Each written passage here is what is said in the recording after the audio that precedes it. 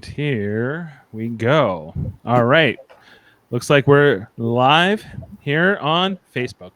So good evening, everybody. It's Friday night in Burlington, and we're here for a very special presentation here on Live Long and Podcast, our second version of Star Trek Radio Theater, where we do a live performance, a live reenactment of a Star Trek script, a script read-through on the air with several of your favorite Live Long and Podcast crew here, myself included, are going to be reenacting many roles tonight.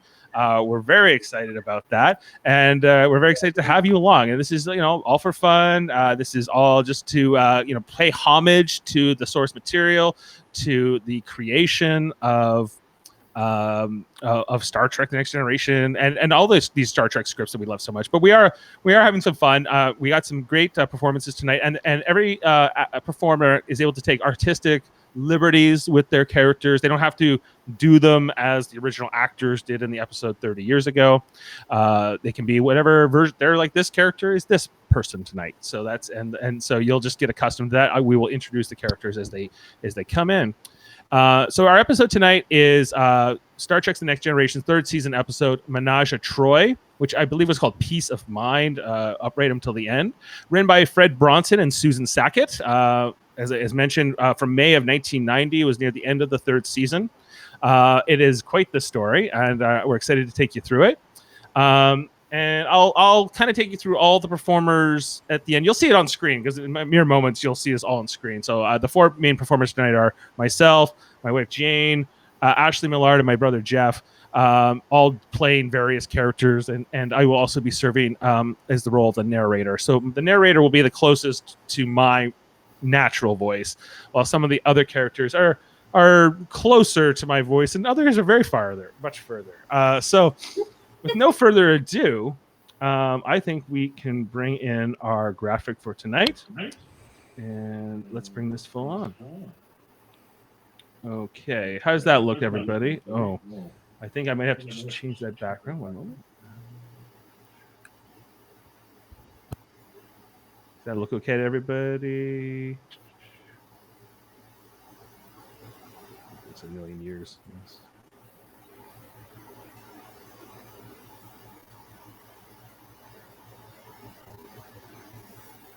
There we go. It's a little less distracting. Okay. All right. So we're going to start the episode now. And you can see there's all your performers. That's who's playing whom. And with no further ado, let's get started. All right. All performers ready? Check. Lemon face, tiger face, lemon face, tiger face. Okay. Lemon face. Ooh. Uh-oh. Here we go. Oh, Lord. And begin. Begin teaser. We cut to exterior space, the Enterprise in orbit around a bright green planet. Captain's log.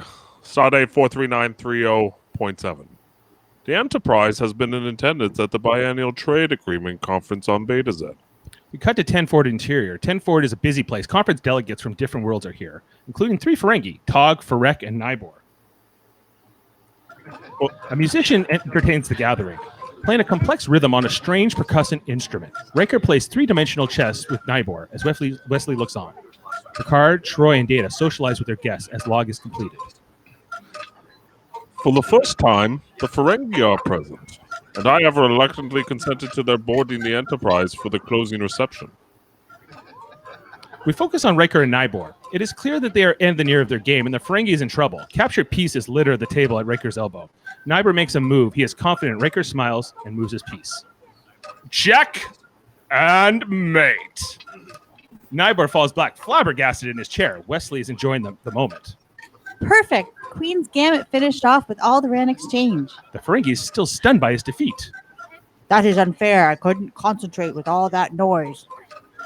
Noise? It's Algorian ceremonial rhythms. Riker and Wesley nod. Nibor shakes his head. Rawr. We focus on Picard and Data, talking with Reittan Grax, the Betazoid director, conference director. A toast to the success of the trade conference, Reittan. I must admit, I had some doubts when you invited the Ferengi. They made a profit and behaved themselves. What more could one ask? Still, they trouble me. We Beta Zeds are uncomfortable with species like the Ferengi, whose minds we can't read. Perhaps your telepathic abilities are ineffective owing to the anomalous construction of the Ferengi brain, which is composed of 4 different... Thank you, Mr. Hale. It was thoughtful of you to invite Lwaxana Troi to be part of the Beta Z delegation. Yes, Lwaxana and I go way back. Her first husband and I were old friends, and I've known Deanna since she was a child. I'm sure Council Troi appreciates the opportunity to spend time with her mother. We focus on Troi and Lwaxana. Lwaxana's plate is piled with food. Her synthahol glass is refilled continually as she gives new meaning to the old adage, life is a banquet. Between bites and sips, she plies her daughter with thought transmissions. Little one, you can at least pretend you're happy to see me. Mother, we're among non-telepaths. It's impolite to speak aloud. You mean talk with my mouth full? Deanna, please. She does manage to laugh with her mouth full, but Deanna doesn't think it's especially funny. All right, you want me to say something aloud? Have you considered if you stayed on Beta Z, you might have been a happier person? They've had this conversation before.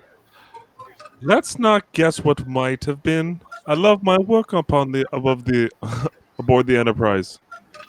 Yes, of course you do. But it's all business and no play. You've got to enjoy life. Relax, like I do. Find yourself the right man.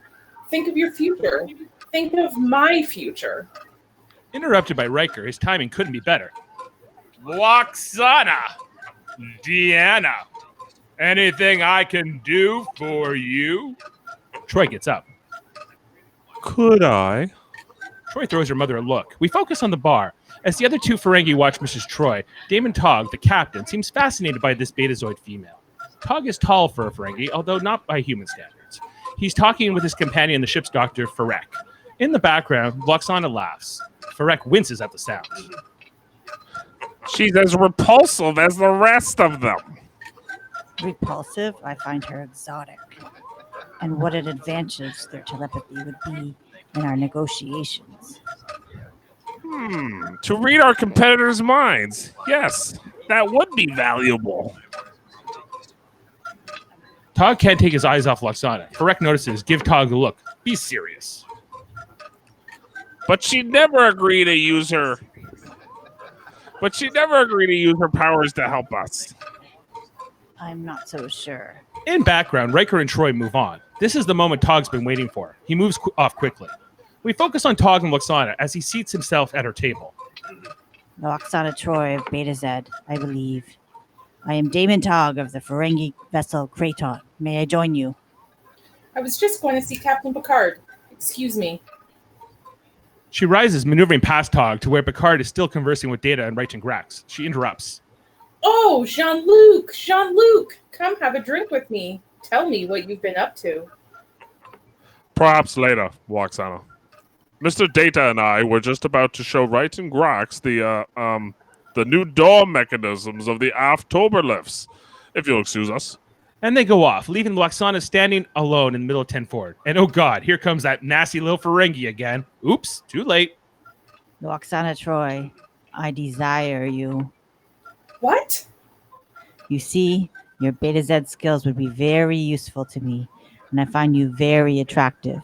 I am willing to pay handsomely for you. I don't believe this. You must be aware that every female has her price. Lwaxana is now infuriated. All the other activity in 10 forward comes to a halt as everyone's attention focuses on her. Let's get one thing straight, little man. I am not for sale. And if, by some chance, I were to become available, I would rather eat Orion wing slugs than deal with a toad-faced troll like you. So go away and find someone else to become your property. We focus on a horrified Deanna as everyone waits to see what Tog will do. He is silent for a moment, and then, as you wish. As everyone else resumes their activities, Tog retreats to the bar where Farek is tossing down another synthahol. Now that you've totally humiliated us, may we return to our vessel? She's exhilarating, isn't she? Farek gives him a look. Is he kidding?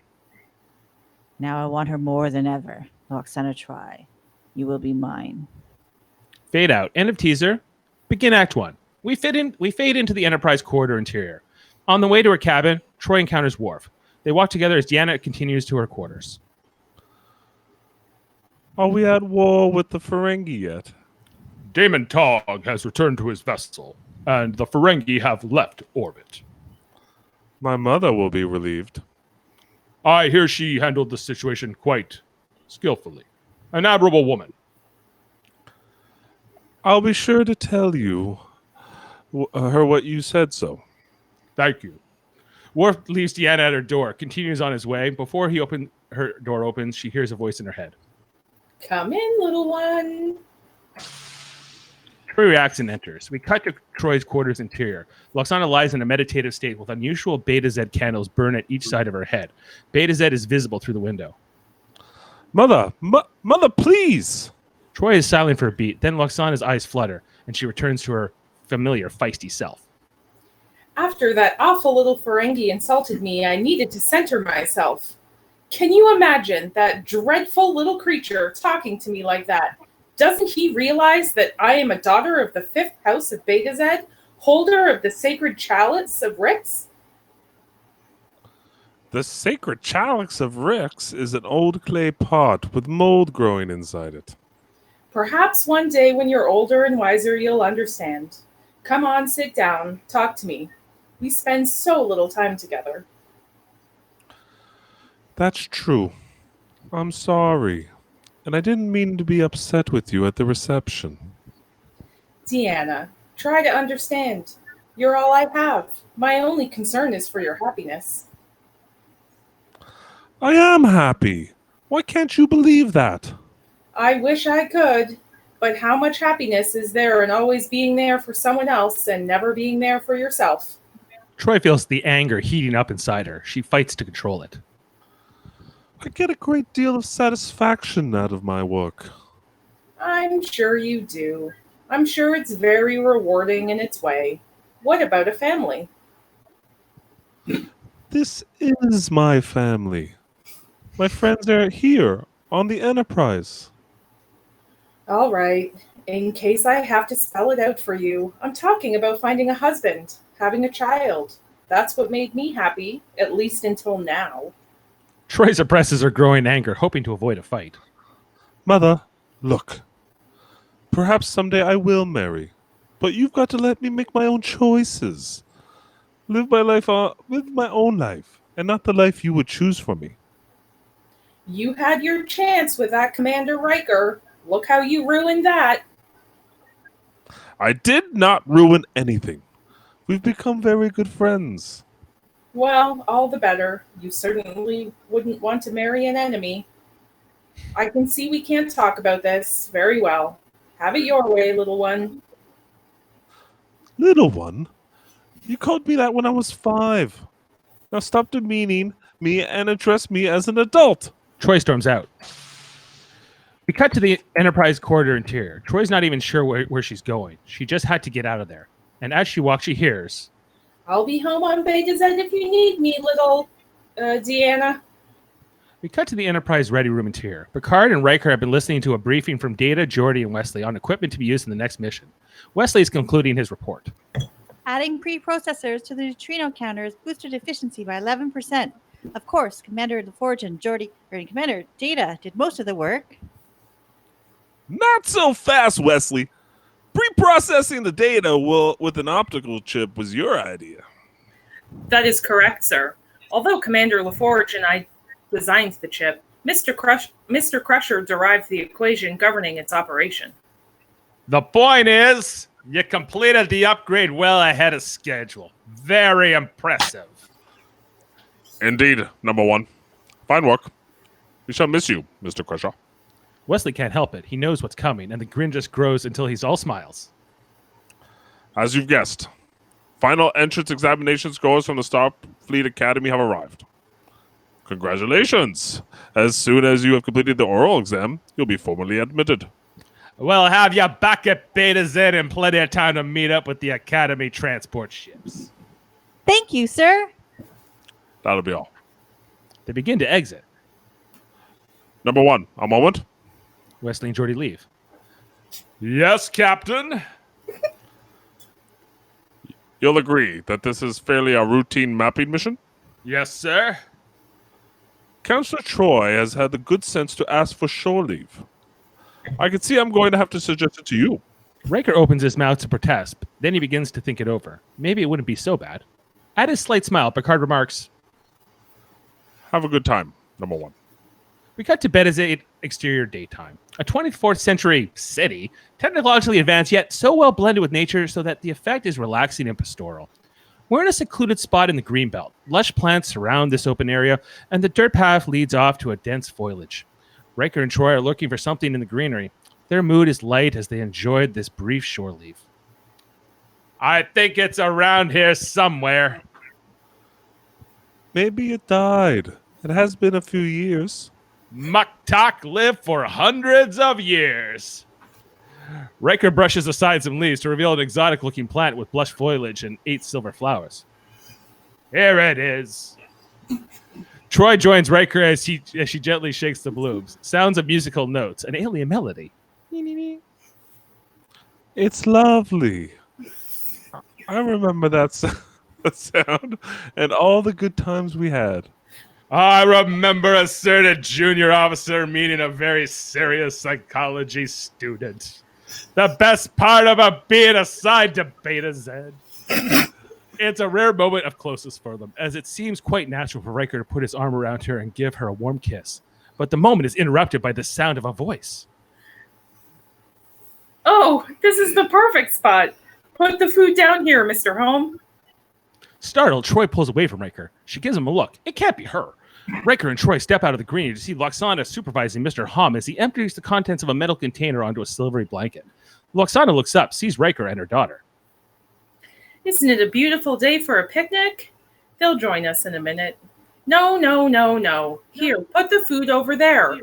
No, you can go back. Mother! How did you know about this place? Your father used to bring me here. Sit down. Mr. Hom pours glasses of some meat-colored liquid, passes it around, and begins imbibing at an incredibly fast pace. Riker and Troi realize they have no choice but to make the best of it. And you even brought provisions. Very thoughtful. Lwaxana passes him something yellow with purple veins. Here, Will, Deanna. Try an ascoid. They're delicious. That sap running through the veins helps keep it warm. Very tasty. So tell us, Lwaxana, the last time we met you were looking for a husband. Did you have any luck? Alas, no. But what happens to me isn't important.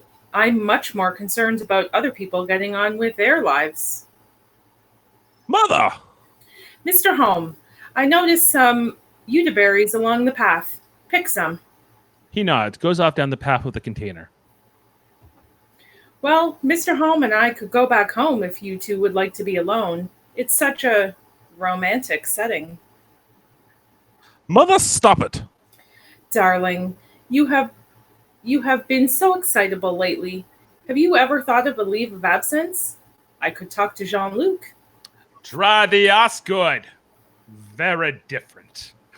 But now their attention is diverted by the sound of an alien transporter beam. What the? We focus on Daimon Tog as his images coalesces in a Ferengi transporter beam. Riker jumps to attention. The others are equally surprised. Tog extends a bunch of sorrowful Ferengi daisies to Lwaxana. For one whose beauty surpasses even these Pericles. Daimon Tog, I thought the Kraden left orbit hours ago. It did. But when I tried to get the image of Lwaxana Troi out of my mind, I could not succeed. Lwaxana tosses the flowers away. This is ludicrous.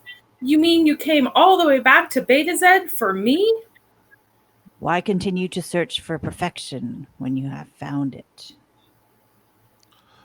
I don't believe this. Look, Daimon Tog, or whatever you call yourself. I am the daughter of the Fifth House, holder of the sacred chalice of Rix, heir to the holy rings of Beta Z. And unless you want to create an interstellar incident, you had better beam back to your ship.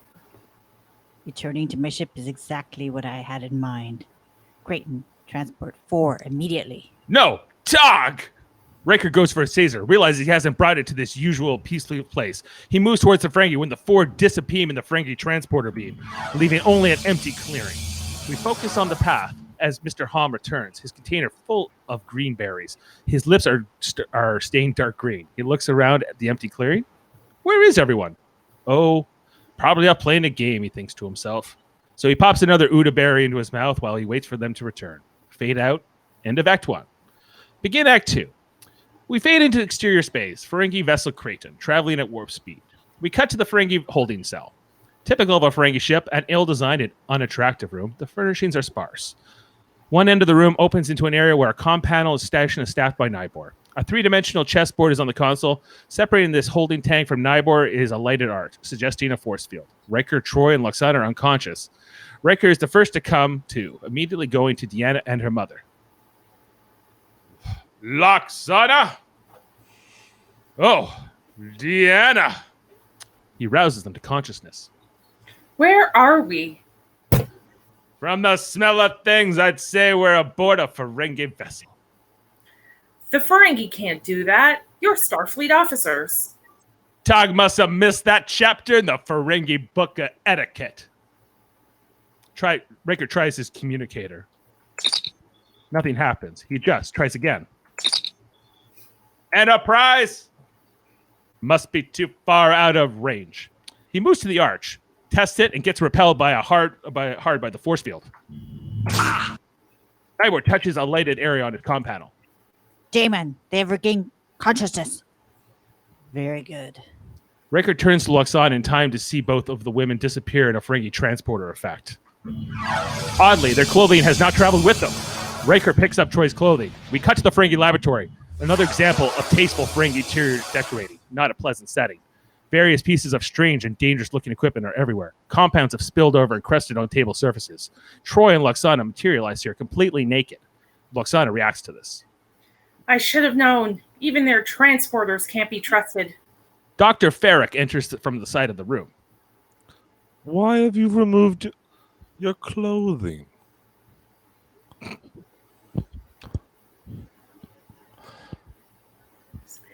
Females do not deserve the honor of clothing. They're as bad as humans. Look at the leer on his face. We focus on Tog, who enters as Lwaxana is speaking. No, his expression is of revulsion, but it is a feeling I do not share, Lwaxana. Lwaxana and Troi have found something with which to partially cover themselves. Lwaxana throws a quick look at Tog. Well, it's cold in here. Do you want me to become ill? You must forgive the doctor. He is not accustomed to dealing with Betazoid females. Now, Lwaxana, I have a business proposition for you. Thanks, but I'm not interested in any of your propositions. Hear me out. Your telepathic powers could bring us both great profit. Huh. Why would I want to bring you profit? In order to keep your daughter alive and healthy, for one. There's no need for threats. Lwaxana is a sensible female. I don't like the sound of this, Mother. I believe I can control him, little one.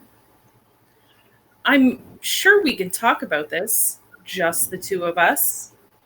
A wise choice. Farek, leave us. Mother, are you sure? I'll be fine. And you may rejoin your friend. Troi dematerializes in the Ferengi transporter effect. Farek exits. Tog goes to a comm panel, hits a specific series of lighted areas. And now, Lwaxana Troi, let's talk. Tog leers at Lwaxana. This is the moment he's been waiting for. Tog presses another panel, and a bed slides out from a wall. We cut to exterior space. The Enterprise traveling at warp speed, on its way to Gamma Rondi. We cut to main engineering interior. Geordi, Data, and Wesley are working at a console near the large wall schematic of the Enterprise. 15 hours from Gamma Rondi, and the subspace static is already playing hell with our communications. Just what you'd expect from a stellar nursery. Wesley, congratulations on passing your Starfleet written examination. An excellent achievement. Thanks, Data. Now if I can just do well on the oral exams. Not to worry. You will. And when you return, we'll be getting the best ensign in the fleet. There is no guarantee that Wesley will be reassigned to the Enterprise. 91% of Starfleet graduates are not posted to Galaxy-class starships on their first assignment. Wesley reacts to this unexpected bit of news. I never thought of that. I always assumed I'd come back to the Enterprise. I'm sure Captain Picard will request for you. That is, if he's still commanding the Enterprise when you graduate. I never thought about that either. I never thought I'd feel this way about leaving you guys in the Enterprise. Is that not part of the human experience? Growth and change? I suppose, but... Listen, Wesley, I felt the same when I left my family to go to the Academy. But it was one of the best times of my life. You're going to meet new friends and have adventures that you can't even imagine yet. Wesley's beginning to feel some mixed emotions now. I hope you're right, Geordi. We cut to the Ferengi holding cell. Troi has returned and is again wearing her clothes. In the background, Nibor is playing 3D chess with a Ferengi crewman. Little one. Troi reacts as she hears her mother. Telepathy. Tog's given me something perfectly hideous to wear. He says it flatters my beauty. So far, my mother's in no danger. I hope she knows what she's doing. Well, she's bought us some time. Let's make the most of it. Riker stands, crosses to the arch, and studies the chessboard. Nibor's scowling. The cranky crewman's got Nibor in a tough spot. Nibor reaches for a piece. I wouldn't do that. I don't need your help. The hell you don't. You're two moves away from being mated. Nibor ignores Riker, makes the move anyway. The Ferengi crewman promptly makes his move, and Nibor winces. He didn't see the response coming. See, you should have listened to me. Now you've only got one possible escape. Nibor waves Riker off, makes a move. That wasn't it. The Ferengi crewman smiles, makes his move, then stands up. The game is over. The crewman exits, smirking. Nibor suddenly starts setting up the chessboard. You should have moved the bishop. Ridiculous. The bishop was pinned. Don't listen to me. Forget the fact that I beat you in 30 moves. Pure luck. I was being polite. I could have done it in 20 moves. Nibor glares at Riker. Then prove it. Nibor makes an opening move. Pawn to queen 4. King's level. Riker locks eyes with Nibor. Pawn to king's bishop 3. Queen's level. Nibor sneers at Riker, makes Riker's move, and studies the board. We cut to the Ferengi laboratory. The lighting is softer now. Tog and Lwaxana are alone. He has just poured a drink for her. She is wearing a sexy gown and feeling rather seductive. They are sitting closer together on the edge of the bed. I must admit, when you first approached me aboard the Enterprise, I was intrigued. You mean revolted? Perhaps a little. Do you forgive me? He continues to move in closer to her as they talk. Yes, with your powers, we could be a formidable team. He puts his hand on her shoulder. She does not resist. My, you have great strength in your hands. And you like that? I've always admired strong males. You are beautiful. It is impossible for me to resist you. Then don't. And he moves even closer. She bends slightly forward to meet him, and as they kiss, we cut to the Ferengi holding cell. Riker's in background, looking at Nibor at the chessboard on the other side of the archway. Close on Troi, reacting to what's coming across her telepathic link to Lwaxana. Fade out. End of Act 2. Begin Act 3. We fade into the exterior space, the Enterprise. In the Gamma Arondi Nebula, a gaseous interstellar cloud aglow with brilliant light reflected back from its ionized particles. Within are nests of hundreds of embryonic stars, dense globals of nuclear fusion, pouring forth light and heat on the most massive scale imaginable. We cut to the main bridge. Picard in command chair, Worf at tactical, Data at ops. Other crewmen staff at bridge stations. On screen is a breathtaking view of the Gamma Arondi. Initial scans of ionization patterns complete, sir. now correlating sensor readings. It's almost incomprehensible, the amount of energy being expanded. Actually, it is 5.34 times 10 to the 41st watts, sir. Well, within the norm for this type of phenomena. Yes. Perhaps, Mr. Data. But that takes away none of the wonder. Data nods, watches the screen, try to comprehend the emotions Picard and the others must feel viewing this. We cut to the Ferengi holding cell. Riker and Troi are still in the cell. Nibor smugly makes a move on the chessboard. Chuck. Riker frowns, turns away from the arch. I'm sick of this game. Of course, now that you're losing. Riker sits down, away from the archway. Who's losing? You're just tired of I'm just tired of standing up, and so are you, I think. You can resign now. It's hard to play from in here. I can't even see the whole board. Ah, then you'll finish the game if I let you out of the cell? I might. Clever human. But I'm not that foolish. What? Do you think I'm going to try to escape? What would that get me? You've already got her. Besides, where would I go? I don't trust you. Riker puts his feet up, makes himself comfortable. Fine. Thanks for the game. Nibor thinks it over, picks up his phaser, and lowers the force field, gestures to Riker. Come out here. Riker crosses through the archway, steps up to the chessboard. Nibor restores the force field, keeping Troi captive in the cell. Now save your rook if you can. As Riker thoughtfully circles the board, we cut to the Ferengi laboratory. Tog sits on the floor at Lwaxana's feet, his head resting against her lap. And that was my first husband. Not much of a conversationalist, but what a lover. Well, then I met Zarn. I don't want to hear about your other romances. It makes me jealous. She wants to keep control of the situation, so she changes tactics and begins rubbing his ears. My, what big ears you have. Has anyone ever told you how attractive they are? Some females think they are my best feature. Lwaxana begins massaging his ears, and he relaxes into some sort of alpha state. No one has ever given me umox like this before.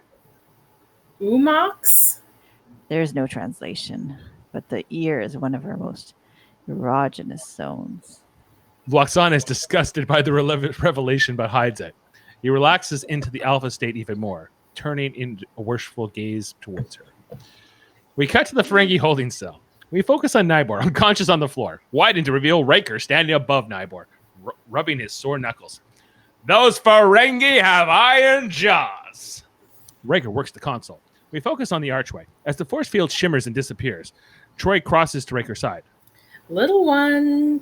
Troi reacts to hearing her mother telepathically. If Tog were a kitten, he'd be purring. Good work, Mother. Riker reacts, gives Troi an inquiring look. Troi explains. According to Mother, Daimon Tog is extremely relaxed at the moment. Tell Lwaxana to keep him relaxed while we call in the cavalry. Riker crosses the computer terminal and taps keys, but the Ferengi computer replies. Access to communications denied. All transmissions must be authorized by Daimon Tog. Riker and Troi exchange a look. Are you thinking what I'm thinking? Let's see just how relaxed Daimon Tog is. We cut to the Ferengi laboratory. Tog is gazing levelly up at Lwaxana. Mother, we're out of the cell, and we're trying to contact the Enterprise, but we can't do it without Tog's access code. Do you think... Say no more, little one. Lwaxana, you and I are going to make a wonderful team. With your telepathy and my cunning, I foresee... A very profitable future. Tog is in ecstasy. We cut to exterior space, the Enterprise at warp speed. We cut to the main bridge. Picard, Worf, and Data still at their stations. Various crewmen staff other positions. Subspace interference is subsiding, sir. Communications have been restored. Good. Contact Commander Riker on Beta Z. Message coming in from Beta Z, sir. Priority 1. On screen. The images of Reittan Grax, the Beta Z conference director, fills the screen. Captain Picard, at last! We have been trying to reach you for 2 days. Our communications were blocked by the nebula. Reittan, is there a problem? I'm afraid so, Captain. Lwaxana, Deanna, and Commander Riker have disappeared. We focus on Picard's reaction. We cut to Ferengi laboratory. Lwaxana has been umoxing Tog into a deeper alpha state, and now he's on the verge of sleep. I knew I wanted you the moment I saw you.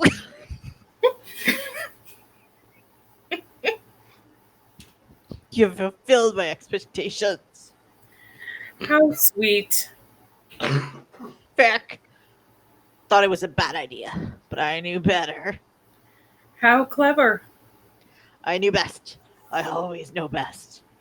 How repugnant. What? I said, how romantic. I can't resist a man who knows what he wants and goes after it. That's me. And that's why I'm Daimon of the ship. I take charge in every situation. More to the left, woman. Whatever you say. Lwaxana obediently favors Tog's left ear. Tog happily drifts off again. My darling, would you like something to drink? You're so attentive. Does your food synthesizer know how to make an Arcturian fizz? I don't think so. They have certain pleasure-enhancing qualities. Let me teach the computer how to make one. I'll need your access code. Tog, practically in Ferengi La La Land, about to slip into slumber, dreamily says, Yes, beloved. Computer.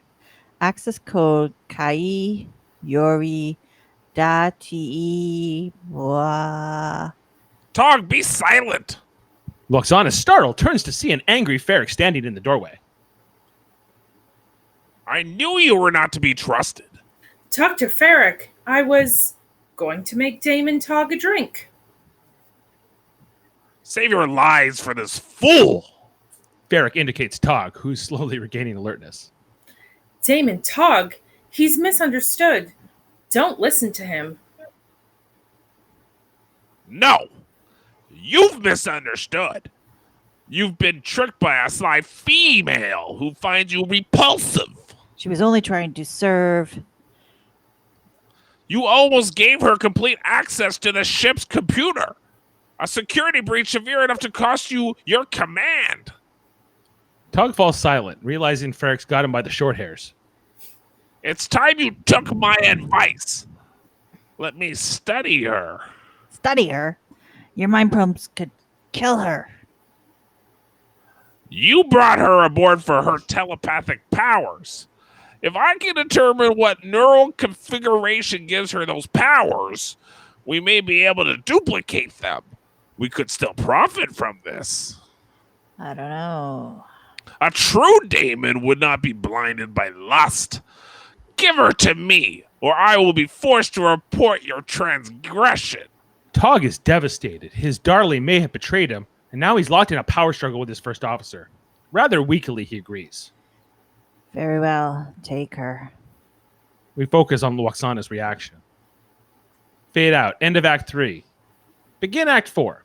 We fade into exterior space, the Enterprise, in orbit around Beta Z. We cut to the exterior Beta Z clearing. Worf and 3 crewmen are inspecting the scene with tricorders. When you have finished here, survey in that direction. Aye, sir. We focus on Reittan Grax. I wish I had some answers for you, Lieutenant Worf. Mr. Halm was no help.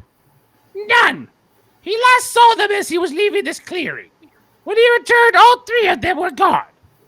Data returns, holding the bunch of wilted flowers we saw earlier. Lieutenant Foley discovered this in the pond. The species is Zen paraculi. It is not indigenous to Beta Z, but to Lapa 4, a Ferengi world. We cut to the captain's ready room. Picard, Geordi, Data, and Worf. The flowers are on the captain's desk. We now have a reasonable hypothesis as to whom. The difficult question is where. The Ferengi ship is almost as fast as the Enterprise. She could be just about anywhere by now. Picard considers for a second. Commander Riker will assume that we'll be searching for them. He'll find some way to send us a message. Mr. Worf, I want continual monitoring of the Ferengi subspace frequencies. Mr. LaForge, can you extend our sensor range? If I narrow the band and tie in long-range sensors to the subspace scanners, I can boost the gain. Make it so. Do you wish to leave orbit, sir? Not until we have someplace to go. We cut to exterior space, the Creighton, traveling at warp speed. We cut to the Ferengi holding cell. As before, Nibor unconscious on the floor, Riker working at the terminal, Troi looking on. I've tried everything I know, and it's no use. Without Tog's security code, I can't get near the communication system. We're running out of time.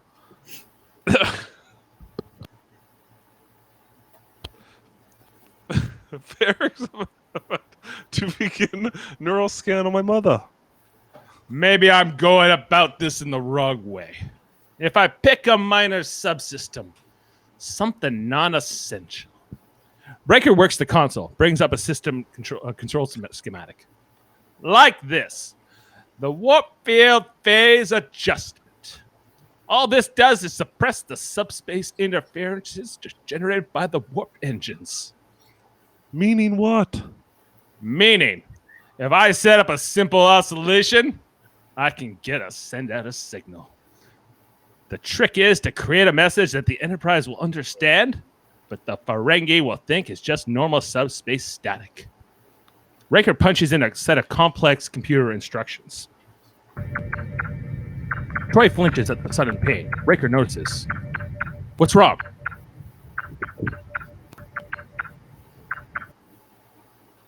We cut to the Ferengi laboratory. Lwaxana is on the Ferengi operating table. A strange device is probing the Betazoid's mind. Lwaxana is writhing in agony. A monitor shows the woman's brain, changes in color, indicating the manipulations Farek is putting through her. We cut to the Ferengi holding cell. Riker holding Troi. She is really suffering, but really trying to be a good soldier and handle it. Well, we've got to help her. Riker makes a decision, picks up Nibor's phaser. Come on! Riker and Troi exit. We cut to exterior space, the Enterprise orbiting Beta Z. We cut to the main bridge. A flurry of activity. Data at Science 1. Geordi at Engineering. Wesley assisting Geordi. Worf at Tactical. Supernumeraries are at other stations. They are examining all possible information to discover where the Ferengi have taken their hostages. Thanks for your help, Wes.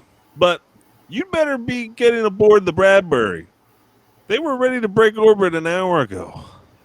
Soon as I'm sure this works. Initiating scans now, Captain. We hear a succession of coded radio signals, all weak, scrambled, unintelligible, and covered with layers of hiss, rhythmic pops, static. Each scan sample lasts about 5 seconds. Can you locate Creighton? Deanna and Wesley work at Science 1. Ferengi transmissions are routinely scrambled and encoded, sir. Without breaking the code, we will be unable to identify any specific Ferengi vessel. Ferengi codes are damn near impossible to break. Gentlemen, I have the utmost confidence in your ability to perform the impossible. Geordi, Wesley, and Data keep working as the various scan signals continue. One signal contains a particular pattern of rhythm popping that catches Wesley's attention for a moment, though Wesley can't quite put his finger on why. Then another signal, and the scan replaces it. Captain, the Bradbury is hailing us. They can no longer delay their departure. Picard turns to Wesley. Mr. Crusher, now. No lengthy farewells. Good luck. Thank you, sir. Wesley would like to say goodbye to everyone else, but there's no more time. He takes one last look around the bridge as the rest of the crew resumes their tasks. The repetitive nature of the subcarrier pattern would imply a modified Greenlaw-Huffman encoding scheme. Wesley exits into the turbolift, the door closes. Deck 6. Cut to the transporter room interior. A crew member is at the transporter console. Beverly is near the pad, waiting with a travel case. Wesley enters, his manner thoughtful and preoccupied. Beverly smiles proudly. Wesley! Beverly gives him a farewell hug. Wesley smiles at her, but he just can't get his train of thought away from the problem on the bridge. Lost in thought, Wesley steps onto the pad. Take care! You too, Mom. Something the matter? We've been scanning Ferengi transmissions, trying to find the Reittan. One of the signals was, I don't know, familiar somehow. Something in the message? No, the message was scrambled. It was static. Wesley steps off the pad, heads for the door. Where are you going? Too late. Wesley's already exited. We focus on Beverly's expression. Where is he going? Fade out. End of Act 4. Begin Act 5. We fade into exterior space, the Enterprise orbiting Beta Z. We cut to the main bridge. Picard, Data, Worf, Geordi, and Crewman. Captain, the Bradbury has informed us that they can no longer wait for Mr. Crusher to come aboard.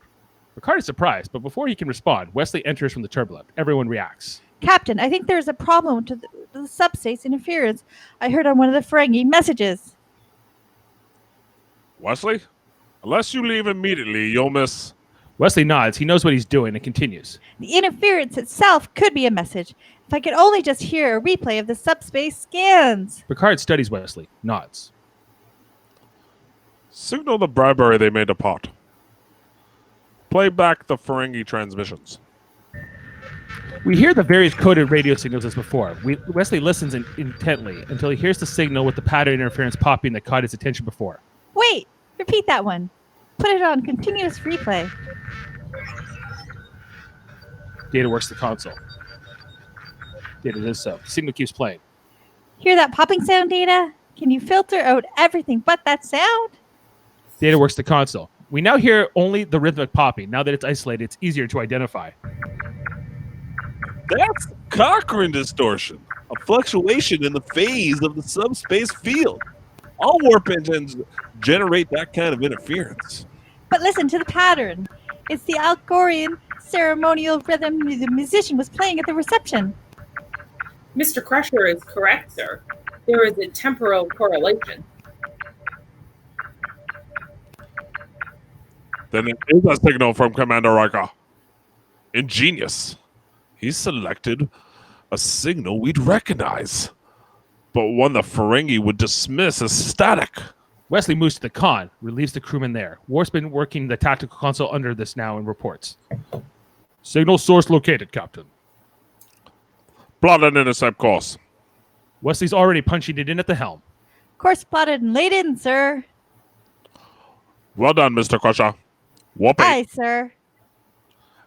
Engage. We cut to the Ferengi laboratory. Lwaxana is restrained on a biobed. Farek is making adjustments to his mind probe. Riker and Troi enter. Riker fires a single shot, destroying the probe. Farek and Lwaxana react. Riker gestures with the phaser. Get away from her.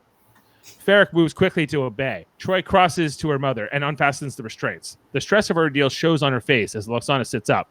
Tog enters from behind Riker. He too holds a phaser. Stand off, Commander. Riker whirls to face his new threat. Riker hands over the weapon. Daimon Tog, can't we strike a bargain? All I'm concerned about is my daughter's safety. What happens to me isn't important. What are you suggesting? She sees an opening and takes full advantage. Let me be candid, Daimon Tog. Deanna's of no use to you. She's only half Betazoid. And if you keep Riker, Starfleet will never stop chasing. Todd nods judiciously. Go on. Release them, and I will stay with you willingly. Tog is wavering. Lwaxana clinches the deal. I'll even use my telepathy to aid in your negotiations. A tempting offer. I would like to believe you. She extends a hand. The offer is genuine. I give you my word as a daughter of the 5th House of Beta Z.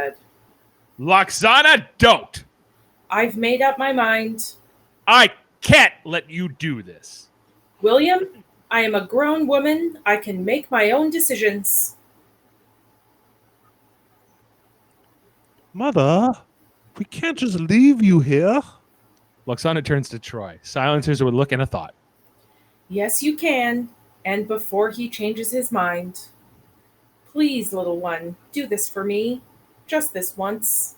Lwaxana turns back to Tog before Troi can reply. Do we have an agreement? Todd nods. The deal is done. Give you my word, I will release your daughter and the commander. Tog holsters his phasers. He's reached a bargain. He shrugs and moves to Lwaxana's side. She smiles. We focus on Riker and Troi as they react. Farek is frankly disgusted. A Federation ship approaching at high warp. Farek panics, but Tog is calm. The Enterprise has found us. Slow to impulse. Raise shields. Inform the Enterprise that 2 of our guests are ready to return. The other will be staying with us at her request. I must protest, Daimon. Lwaxana has given her word. Umox is only the beginning. We cut to exterior space. The Enterprise and the Creighton motionless relative to one another. We cut to the main bridge. Riker and Troi beam in. The view screen shows the Creighton. Are you both all right? None the worse for wear. My mother bought our freedom, Captain. She doesn't want to stay with Tog. Hail the Creighton. Frequencies open. Daimon Tog responding. On screen. On the view screen, the image of the Creighton is replaced by Tog. Captain Picard, so good of you to meet us. We were on our way to Beta Z to return our guests. Of course you were, Daimon. But you're still holding Lwaxana Troi. Lwaxana suddenly enters the frame next to Tog. When will you get it through your thick head that it's over between us, Jean-Luc? Picard reacts to this bizarre statement. Troi suddenly smiles. She sees where her mother's going. Picard indicates to Worf to mute the transmission. I think I know what she's doing. You must fight to get her back, Captain. Bluffing a Ferengi on behalf of Lwaxana Troi? Picard shakes his head. Why me? But it might work, so Picard bites the bullet, turns to the main viewer. Open. It's not over between us, Lwaxana. You're mine. I will not let you go. I insist you return to my side immediately. You mean you still care? Words fail Picard. He searches his memory for something, anything to say. Finally, he hits upon Shakespeare. My love is a fever. Longing still for that which just nurses the disease. Tell me more. In faith, I do not love thee with mine eyes, for they in thee 1,000 arrows see. But 'tis my heart that loves what they despise. Who in despite of you are pleased to note, shall I compare thee to a summer's day? Thou art more lovely and more temperate. Under this, Tog whispers to Lwaxana. You didn't tell me that you were and Captain Picard were. You said you didn't want to hear about my other romances. I have a new love, Jean-Luc, and you can't keep killing all of my lovers. That simply has to stop. Killing? Oh, he's insanely jealous. Listen, Tog. I must possess Lwaxana. And if that means destroying your ship in the process, so be it. Captain, I had no idea Lwaxana was... Don't let him threaten you. You can defeat him. The only way you'll get me back is over Tog's dead body. Huh, that can be arranged. Mr. Worf, arm phaser banks and photon torpedoes. If Lwaxana is not in my arms in the next 10 seconds, throw everything you've got at the Creighton. But you will destroy Lwaxana. When I have plucked the rose, I cannot give in vital growth again. It needs must wither. 9, 8, 'tis better to have loved and lost than to never have loved at all. 7, 6. No, wait! 5, 4. Beam her to the bridge. Now. 2, 1. And Lwaxana materializes on the bridge. Playing her part in the charade, she rushes to Picard, throws her arms around him. You wonderfully jealous fool, you. Captain, I trust there will be no further action taken against us. Such as my reporting this incident to your superiors, who may question your competency as Daimon. I will think about it. Screen off. And Picard cuts the communication. He looks to Lwaxana. Charade's over. Lwaxana, however, doesn't let go. Thank you, Jean-Luc. You were most convincing. You certainly convinced me. Picard has some difficulty extricating himself from Lwaxana's arms. I am truly grateful, Mrs. Troi, that you risked your life to save my people. I'll have you home within a few hours. Oh, no. That won't be necessary. I'd just love to hear more of your poetry. Perhaps another time. Please, Mr. Crusher, set a course for Beta Z. Warp 9. We cut to exterior space. The Enterprise streaks at top speed for Beta Z. We cut to the Enterprise ready room interior. Picard is reading something on his pad as Wesley enters. You asked to see me, Captain? Picard barely looks up. I've been in touch with Admiral Hahn at Starfleet Academy. Wesley's expression turns hopeful. Maybe there's still a chance somehow. The Admiral regrets you're missing the more oral examination, but hopes that you'll still reapply next year. Wesley hides his disappointment. No loopholes here. I understand, sir, and I do intend to reapply. Picard nods. Good. In the interim, the Academy's loss is our gain. The Enterprise will continue to benefit from your talents for another year. Thank you, sir. Picard returns his attention to the pad. Wesley stands, waits to be dismissed. Nothing. Wesley begins to feel awkward. Finally, Is that all? No. Picard looks up. Is there something wrong, Captain? I'm just thinking that I'm saying goodbye to you as you are today. Wesley stands mute, wondering if he's in trouble. But I thought you said I wasn't going to be able to go. The Academy must make you wait. That's true. But when I review your service to the ship, your crewmates, I cannot in all conscience make you wait for the Academy. Is there a twinkle in Picard's eye? You see, Wesley, in my eyes, you're an acting ensign in title only.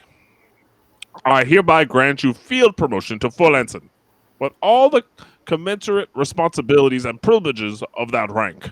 Wesley's face lights up before Wesley can speak. Congratulations. You're dismissed. We cut to exterior space, the Enterprise orbiting Beta Z. We cut to the main bridge. Picard, Riker, Troi, Worf, Data, Geordi, Beverly are all here. Crew member at the con. Lwaxana Troi is beamed down to the Beta Z, Captain.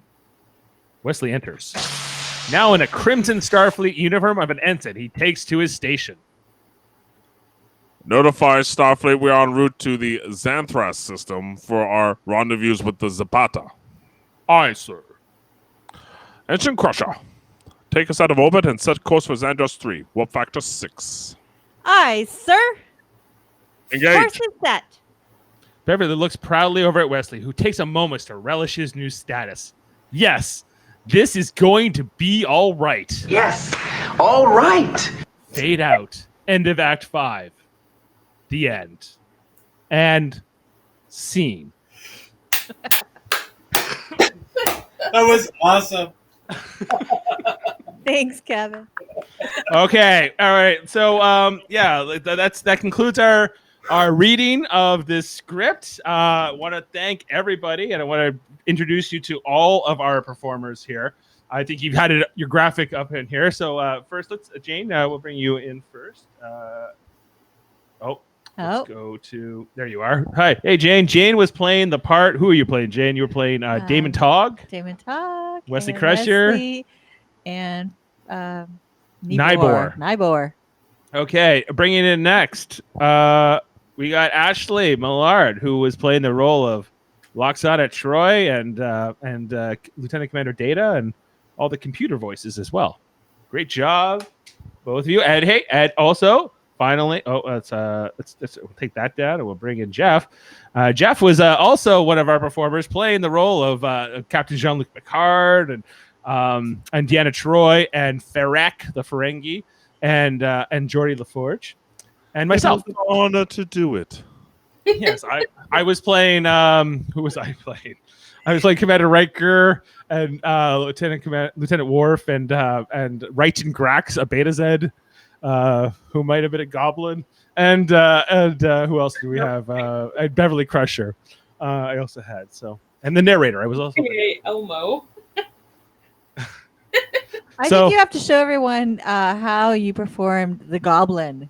They have to see what I had to sit here and watch and because maintain my composure. But yeah, because for those listening to the audio version, you won't get the benefit of this. But when I do that particular character, that voice, I have to kind of emote into it, or it doesn't quite work. So here, let's see if I can find a line from Reittan Grax from the beginning of the episode.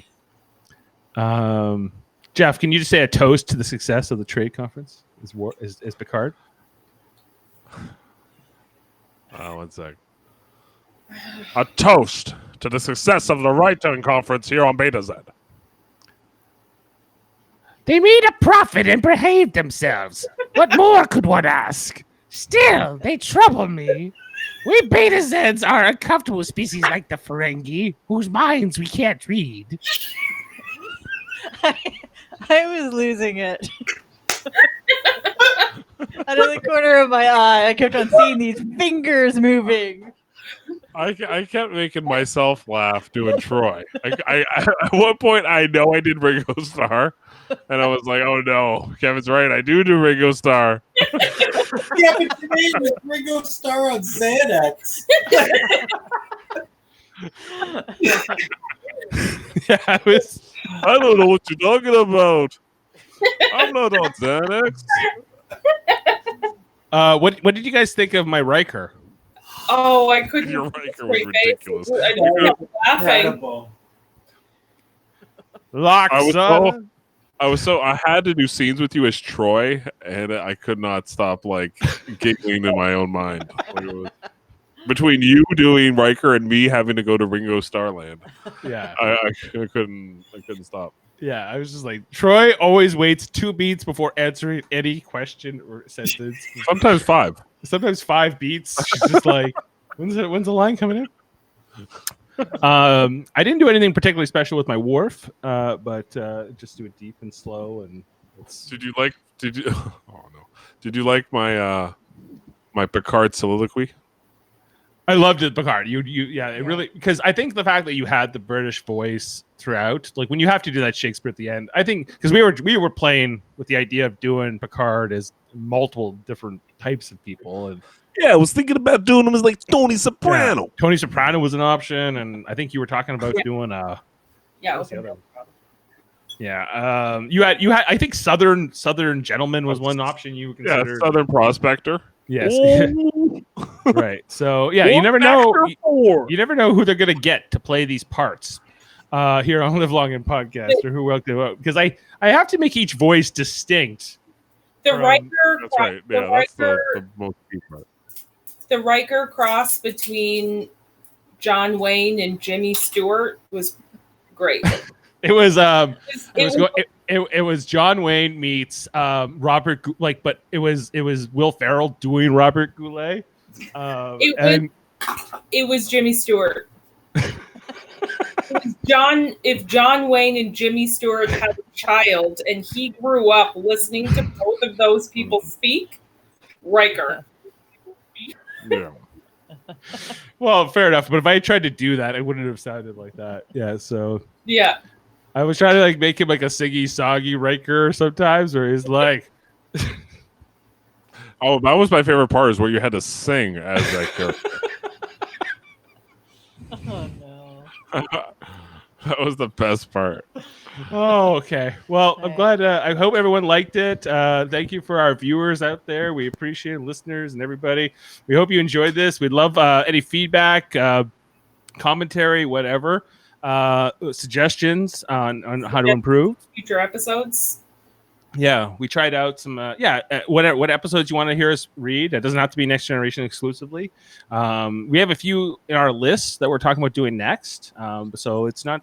We have our company as it speaks today, but we could expand if anybody else wants to join in for a role. So let us know.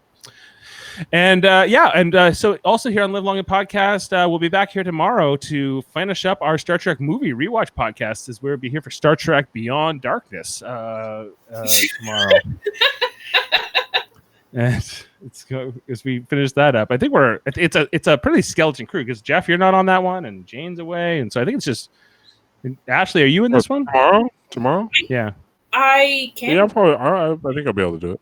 Oh, you'll be able to do it? Yeah. Okay, good. Yeah. Or somebody said they were in it. Maybe it was Jody. I can't remember who it was. But anyway, check that out. It's our final one. And you can go, it's been quite a journey going back and watching all 14 Star Trek films and rewatching them all. So check that out.